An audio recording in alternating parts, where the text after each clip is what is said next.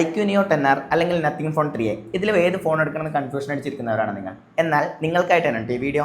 ആദ്യം തന്നെ ഒരു ഫോൺ നോക്കുമ്പോൾ അതിൻ്റെ പ്രൊസസ്സർ, ബാറ്ററി, ക്യാമറ ഈ 3 കാര്യങ്ങൾ മാത്രമേ ഇതിൽ നിന്നും മെയിനായിട്ട് എടുത്തു പറയാനുള്ളൂ. ബാക്കിയെല്ലാം ഓൾമോസ്റ്റ് സെയിം ആണ് കേട്ടോ.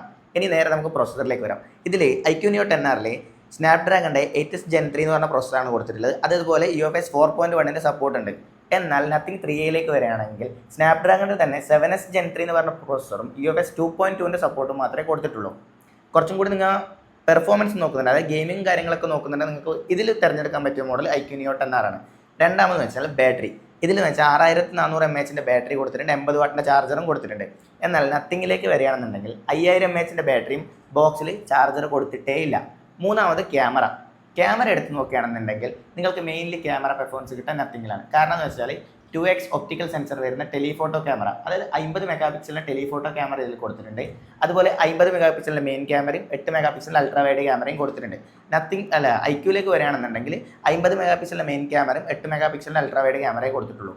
നിങ്ങൾക്ക് ഒരു ക്യാമറ പെർഫോമൻസ് മാത്രം നോക്കിയിട്ടാണ് ഒരു ഫോൺ എടുക്കുന്നുണ്ടെങ്കിൽ ക്യാമറ പെർഫോമൻസ്, അതുപോലെ എനിക്ക് ഗെയിമിൻ്റെ കാര്യത്തിൽ വലിയ പെർഫോമൻസും കാര്യങ്ങളൊന്നും വേണ്ട, നല്ല രീതിക്ക് ക്യാമറ മാത്രം കിട്ടിയാൽ മതി, ഒരു കൂൾ ഡിസൈനൊക്കെ വേണമെന്നുണ്ടെങ്കിൽ നിങ്ങൾക്ക് പറ്റിയൊരു ഓപ്ഷൻ നത്തിങ് 3 ആണ്.